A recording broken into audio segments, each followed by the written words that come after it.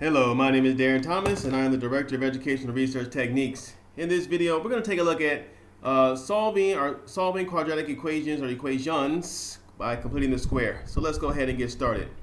Now, remember, when we're talking about completing a square, we're talking about basically, to give you a very simple understanding of this, is basically if I had a square, such as this, and I know the area, when I'm completing the square, I'm able to calculate the length and the width.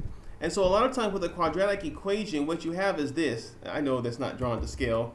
Don't get stuck on what the picture looks like.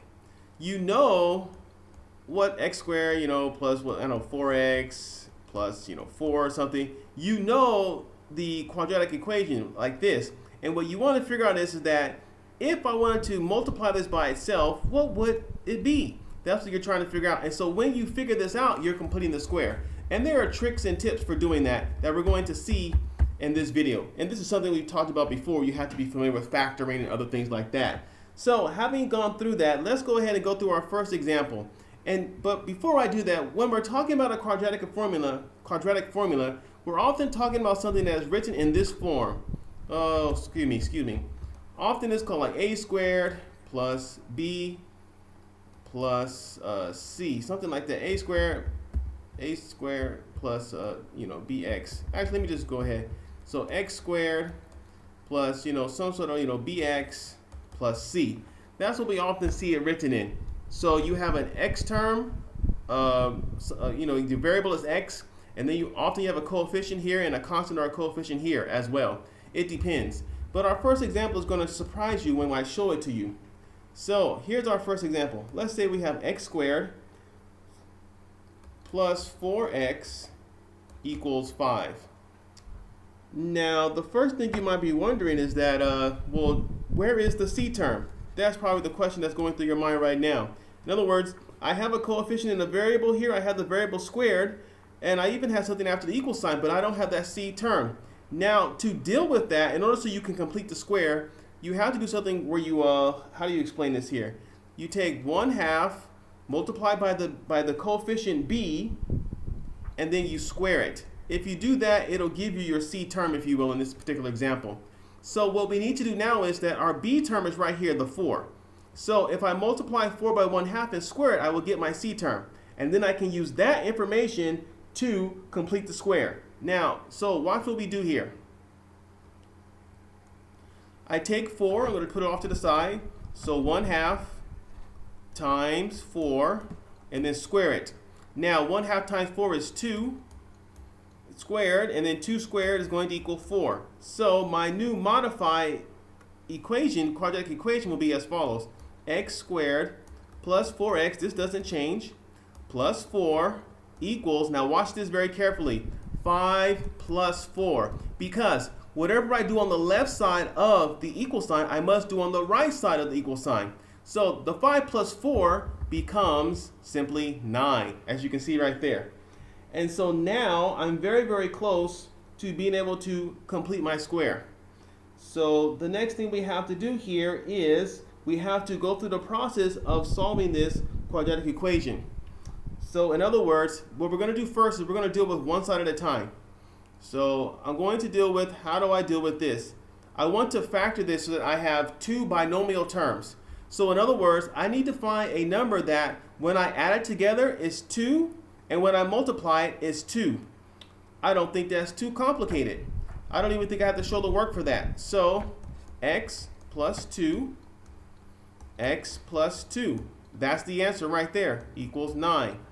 Not a whole lot to that. All right, now, so in other words, if I, x times x is x squared, x times, or 2 times x is 2x, 2 times x is 2x, 2x plus 2x is 4, and then 2 times 2 is 4.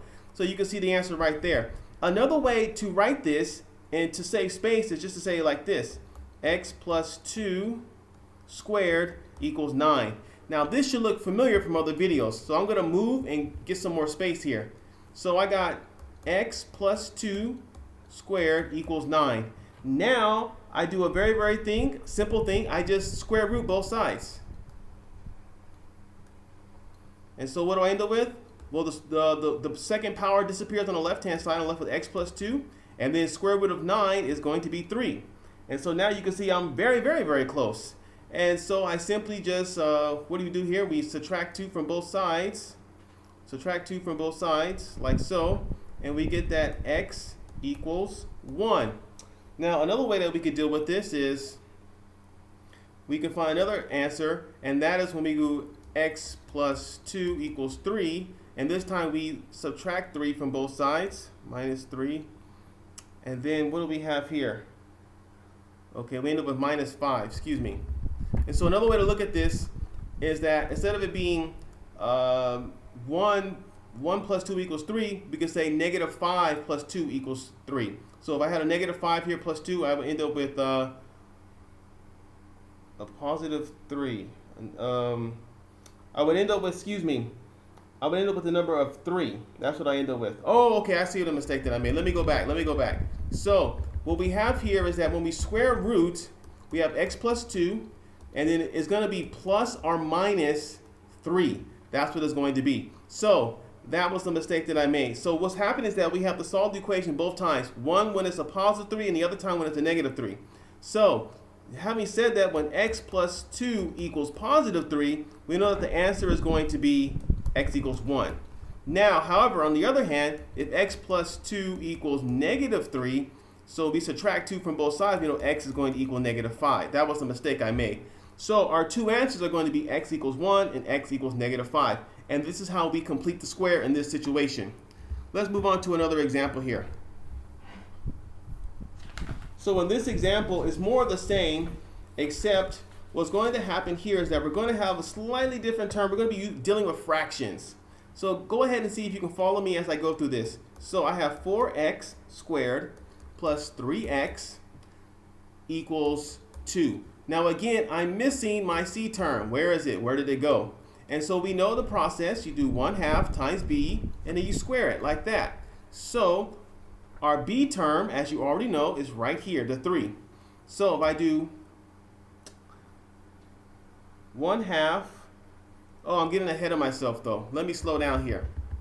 Now before I do any of that, the first thing I want to do is, I forgot to mention this, is I need to deal with this coefficient in front of the x squared. So the first thing you do, I'm sorry that I didn't do this first, is you divide everything by 4. That's the first thing you do. So sorry about that.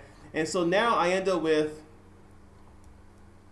x squared plus 3 over 4x equals 2 over 4. And we know that 2 over 4 reduces down to 1/2, but I'm not going to reduce it yet because I like having the same denominator in these two terms for right now. That's why we're going to leave that alone. Now we need to do that step that I was talking about earlier where I got ahead of myself. And we have to do the b term, and we're going to multiply by 1/2. So, and then square it. So basically what happens is this. 1/2 times 3/4 is going to be 3 over 8. And then that's squared. And then when you square that, you get 9 over 64. So 9 over 64 is going to be our c term. So our initial quadratic equation, let me give you a different color here. Our initial quadratic equation is going to be x squared plus 3 over 4x plus 9 over 64 equals 2 over 4. That's our initial equation right there after doing all that work. Let me move to another slide here. So let me rewrite this for you real quick. X squared plus 3 over 4x plus 9 over 64 equals 2 over 4. Now we need to factor, of course, where we have two binomial expressions on the left-hand side. And so we need to figure out something where, like, when I multiply two terms together, I get 9 and I also get 64. But when I add them together, I get 3 over 4.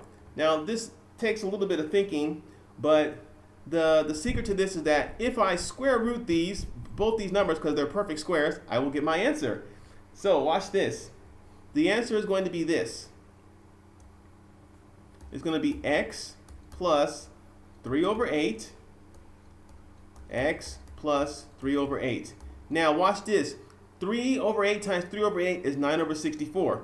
But also 3 over 8 plus 3 over 8 is going to give me 3 over 4. That's what's going to happen here. Because these are like terms, they have the same denominator.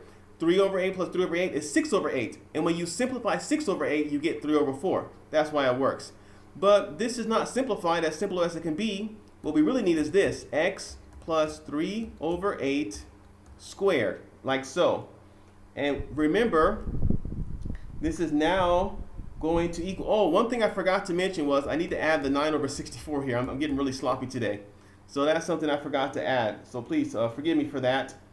So here's what we have. We have x plus 3 over 8 squared equals 2 over 4 plus 9 over 64. That's what we have. Because remember, whatever I do on the left-hand side of the equal sign, I must do on the right-hand side of the equal sign. I just forgot to put that in there a moment ago.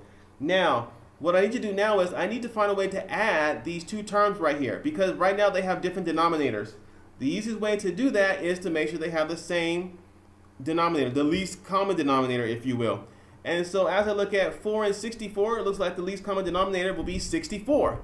So in other words, I need to multiply the bottom by, let's see here, 15, no, 15 is 60, so 16, by 16, and the top by 16, and I'll get the answer. So in other words, I get this. I get, I get 32 over 64 plus 9 over 64. And that'll equal 41 over 64. That's what we get there. So this is dealt with. So getting closer to my final answer here, I got x over 3/8 squared equals 41 over 64. Getting close, getting very close. Let's move on. So rewriting my answer real quick to save some time. X plus 3 over 8 squared equals 41 over 64. I square root everything like so, and I'm left with x plus 3 over 8 equals the square root of 41 over 64. That's what we get. And so we're getting very close. And so now what do? I subtract this 3 over 8 from both sides, and I'm left with x equals minus 3 over 8, and then we have